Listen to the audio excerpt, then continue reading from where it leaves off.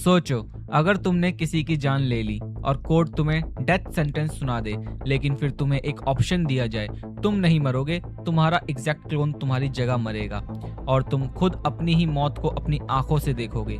क्या उसके बाद भी तुम वही इंसान रहोगे या फिर तुम्हारे अंदर का अंधेरा बाहर आ जाएगा? आज हम एक्सप्लेन करने वाले हैं इन्फिनिटी पूल को, एक साइकोलॉजिकल हॉरर थ्रिलर जो आइडेंटिटी, प्रिविलेज और ह्यूमन नेचर के सबसे डार्क साइड को एक्सप्लोर करती है। तो वीडियो को एंड तक जरूर देखना, क्योंकि इस मूवी का एंडिंग आपको काफी देर तक सोचने पर मजबूर कर देगा।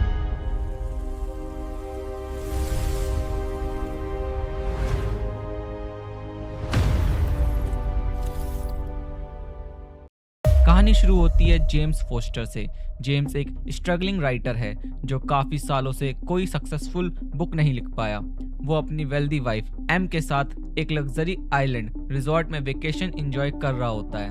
बाहरी दुनिया से दूर ये जगह देखने में पैराडाइज लगती है, लेकिन जेम्स के अंदर सब कुछ परफेक्ट नहीं है। वो इनसिक्योर है। उसे लगता है कि उसकी लाइफ में कोई पर्पस नहीं बचा। उसकी राइटिंग करियर ऑलमोस्ट खत्म हो चुकी है और वो अपनी वाइफ के फाइनेंशियल सपोर्ट पर जी रहा है। रिजॉर्ट में उनकी मुलाकात गाबी और अल्बन नाम के एक कपल से होती है। गाबी का पर्सनैलिटी काफी मिस्टीरियस और अनप्रिडिक्टेबल है। वो जेम्स को स्पेशल अटेंशन देती है और उसकी एक पुरानी नॉवल की तारीफ करती है। जेम्स को काफी समय बाद वैलिडेशन मिलता है। धीरे धीरे दोनों कपल्स क्लोज आ जाते हैं। एक दिन वो सब रिजॉर्ट के रूल्स तोड़कर बाहर घूमने निकलते हैं। दिन भर मस्ती और रिलैक्सेशन के बाद रात को वापस आते वक्त जेम्स गाड़ी चला रहा होता है। अंधेरा होता है, रोड सुनसान होती है और अचानक एक लोकल आदमी गाड़ी के सामने आ जाता है। एक्सीडेंट हो जाता है और उस आदमी की मौत हो जाती है।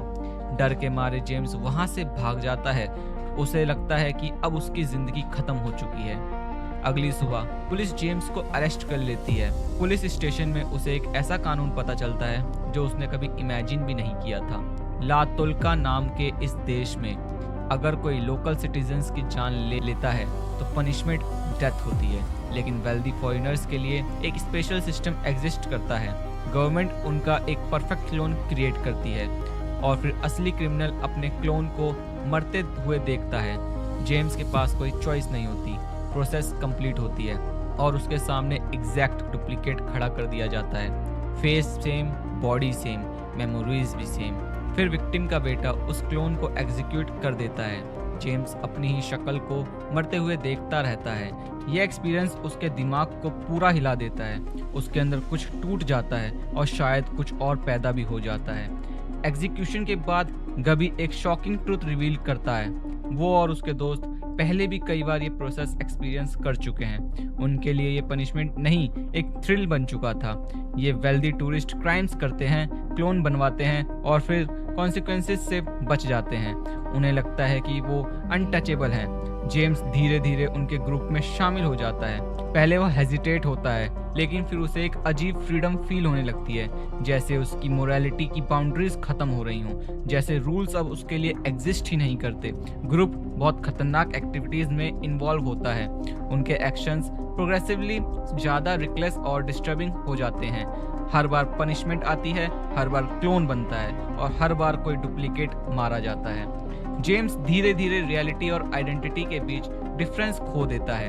अब जेम्स का बिहेवियर पूरी तरह बदलने लगता है। वो पहले वाला इनसिक्योर राइटर नहीं रहा। उसके अंदर एग्रेशन, ईगो और डार्कनेस बढ़ने लगती है। गाबी उसके माइंड के साथ साइकोलॉजिकल गेम्स खेलती रहती है। कभी उसे प्रेश करती है, कभी इंसल्ट करती है, कभी उससे पावरफुल फील करवाती है, कभी कंप्लीटली डिस्ट्रॉय कर देती है। जेम्स को समझ नहीं आता है कि वो उसे अट्रैक्ट है या उससे मैनिपुलेट किया जा रहा है।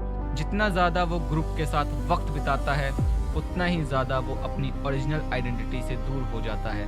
एक पॉइंट पर उसे खुद पर भी डाउट होने लगता है, क्या वो असली जेम्स है या शायद क्लोन? और अगर क्लोन है तो क्या उसकी लाइफ की कोई वैल्यू नहीं है? मूवी इसी एक्सटेंशियल फियर को बहुत डिस्टर्बिंग तरीके से एक्सप्लोर करती है। जेम्स इवेंचुअली रियलाइज करता है कि ये ग्रुप सिर्फ थ्रिल सीकर्स नहीं है, ये लोग कम्प्लीटली मोरली बैंकरप्ट हो चुके हैं। उन्हें किसी की फीलिंग्स, पेन या लाइफ की कोई परवाह नहीं। उनके पास इतना प्रिविलेज है कि उन्होंने कॉन्सिक्वेंसी का कॉन्सेप्ट ही भुला दिया है। जेम्स एस्केप करना चाहता है, लेकिन तब तक उसका माइंड काफ़ी खराब हो चुका होता है। रियलिटी और इल्यूजन के बीच लाइन ऑलमोस्ट डिसअपियर हो चुकी होती है। उसके रिलेशनशिप टूट चुके होते हैं, उसकी वाइफ उससे इमोशनली दूर हो चुकी होती है और उसका खुद पर कंट्रोल भी खत्म होता जा रहा है। मूवी के फाइनल एक्ट में जेम्स एक इमोशनली और साइकोलॉजिकली कोलैप्स फेस करता है।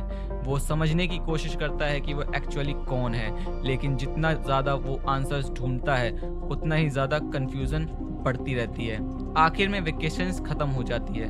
टूरिस्ट आइलैंड छोड़कर अपनी नॉर्मल लाइफ में वापस जाते हैं। सब लोग चले जाते हैं, लेकिन जेम्स नहीं जाता, वो वहीं रुक जाता है। रिजॉर्ट ऑलमोस्ट खाली हो चुका होता है, बारिश हो रही होती है और जेम्स अकेला बैठा होता है। ये सीन मूवी का सबसे पावरफुल मोमेंट है, क्योंकि अब उसके पास सब कुछ था, फ्रीडम, मनी, थ्रिल, लेकिन अंदर से वो कम्प्लीटली खाली हो चुका है। उसने अपनी आइडेंटिटी खो दी है, अपनी मोरालिटी खो दी है और शायद अपनी ह्यूमैनिटी भी। मूवी यहीं एंड होती है और एक ऐसे इंसान के साथ जो फिजिकली जिंदा है लेकिन इमोशनली और स्पिरिचुअली शायद बहुत पहले मर चुका है। इन्फिनिटी पूल सिर्फ क्लोनिंग के बारे में मूवी नहीं है, ये प्रिविलेज और पावर के करप्शंस के बारे में है। मूवी एक क्वेश्चन पूछती है, अगर कॉन्सिक्वेंसेस रिमूव कर दिए जाएं तो इंसान कितना डार्क हो सकता है। क्लोन टेक्नोलॉजी यहाँ एक मेटाफोर है।